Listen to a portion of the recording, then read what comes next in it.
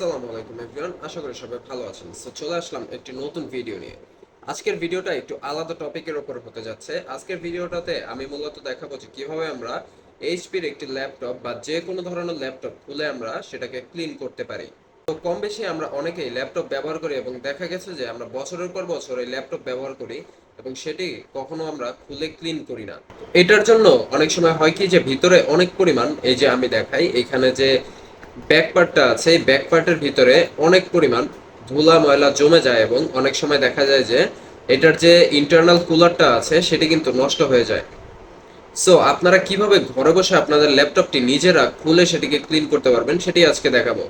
তো এইচপির মোটামুটি সব ল্যাপটপে এইরকম এইখান থেকে যে পিছে একটি স্টেপ দেওয়া থাকে, এখানে একটি স্টেপ দেওয়া থাকে, এখানে একটি রাবারের মতো স্টেপ দেওয়া থাকে। তো আমরা এইটাকে কি করব, এইখান থেকে একটু নখ দিয়ে এখান থেকে তুলবো এটা। তো এটা তুললে এখান থেকে এই যে দেখেন ভিতর থেকে এটা কিন্তু উঠে যায় এবং এইখানে দেখেন অনেকগুলো কিন্তু স্ক্রু চলে আসছে এই যে। তো এখন আমাদেরকে এই স্ক্রুগুলো খুলতে হবে, আর একইভাবে এই যে নিচে যে আরেকটা স্টেপ আছে এটাও কিন্তু তুলতে হবে এখান থেকে। তো অনেকগুলা এটাও তোলা লাগে, আবার অনেকগুলা এটা তোলা লাগে না।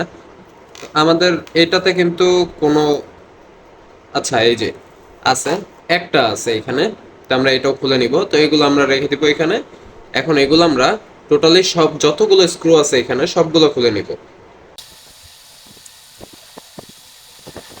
আমাদের কিন্তু এখানে সবগুলো স্ক্রু কিন্তু খোলা শেষ। এখন কিন্তু আমরা এখান থেকে ব্যাক পার্টটা খুলতে পারি। তো ফাইনালি কিন্তু এটার ব্যাক পার্ট যেটা আছে এটা কিন্তু খুলে গেছে, এন্ড এইখানে কিন্তু পিছে দেখতে পারতেছেন ভালো পরিমাণ একটু ধুলা ময়লা আটকে গেছে। এরপর যদি আমি দেখাই আমার ল্যাপটপের ব্যাক পার্টে, এই যে দেখেন এইখানে,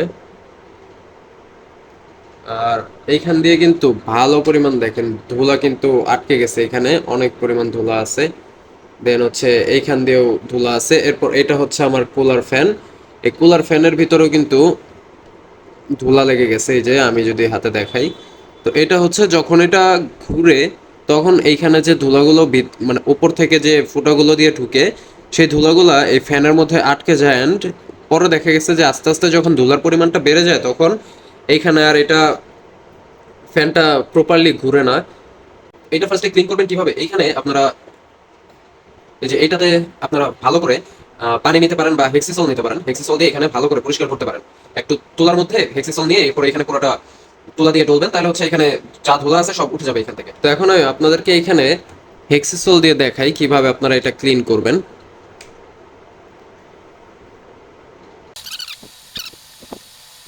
তো এটা দেখতেই পারতেছেন একদম টোটালি কালো হয়ে গেছে এটা। আমি এখানে ছোট একটা ব্রাশ নিয়ে নিছি। ফার্স্টে আমরা হচ্ছে যে একেবারে ছোট ছোট চিপার মধ্যে যে ধুলাগুলো থাকে সেইগুলো পরিষ্কার করবো এখান থেকে। আর এই সার্কিটগুলোতে এগুলাতে আপনারা তুলা বা কাপড় দিয়ে এটা পরিষ্কার করতে যাবেন না, কারণ হচ্ছে এখানে একটা সার্কিট যদি উল্টাপাল্টা হয়ে যায় তবে এখানে প্রবলেম হইতে পারে। সো এগুলো আপনারা নরম একটা ব্রাশ দেখবেন বাজারে, ছোট ছোট ব্রাশগুলো কিনতে পাওয়া যায় অনেকে, এগুলোকে ওই যে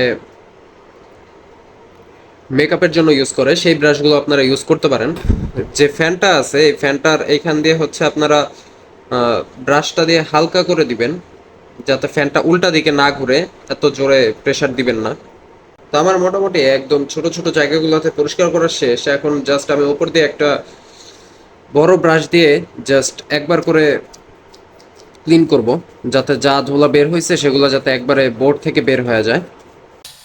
তো এখানে কিন্তু পিসে মোটামুটি এটা কমপ্লিট, যতটুকু যা পরিষ্কার করা যায় এটা করলাম নর্মালি বাসায়। তো এরপর হচ্ছে আমরা জাস্ট নর্মালি ব্যাক পার্টটা এইভাবে রেখে জাস্ট একটু চাপ দিব, চাপ দিলে এটা একদম পারফেক্টলি এটা লেগে যাবে। তো এটা কিন্তু পারফেক্টলি লেগে গেছে। এখন জাস্ট স্ক্রুগুলার ঠিক জায়গা মতো বসায় দিতে হবে। স্ক্রুগুলো পারফেক্টলি লাগানোর পর এরপর জাস্ট নর্মালি যে স্টেপগুলো ছিল এটা কোনটায় কোনটা ছিল এটা একটু দেখে এখানে জাস্ট নর্মালি বসাই দেবেন। আমাদের কিন্তু এটা অলরেডি কমপ্লিট। ভিতরে কিন্তু এটা ক্লিন করা শেষ। এখন যদি আমি একটু ল্যাপটপটা ওপেন করে দেখাই,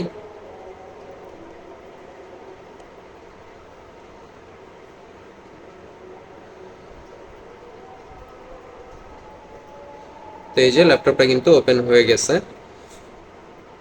সো এভাবে কিন্তু আপনারা ঘরে বসেই আপনাদের ল্যাপটপটা কিন্তু ক্লিন করতে পারবেন খুব ইজিলি। এখানে কিন্তু আপনার দোকানে যেতে হবে না, অ্যান্ড আপনার ল্যাপটপটা কিন্তু দীর্ঘদিন আপনি এভাবে ব্যবহার করতে পারবেন। কারণ ভিতরে যদি আপনি অলওয়েজ ক্লিন রাখেন, সেখানে ময়লা জমে আপনার ফ্যানটা কখনো নষ্ট হবে না, বা সার্কিটের ওপর ময়লা জমতে জমতে আপনার সার্কিটটাও নষ্ট হবে না। সো এই ছিল আজকের ভিডিওটা যদি আপনাদের জন্য হেল্পফুল হয় তবে ভিডিওতে অবশ্যই একটি লাইক দিয়ে দিবেন আর চ্যানেলটি সাবস্ক্রাইব করে পাশেই থাকবেন। ধন্যবাদ।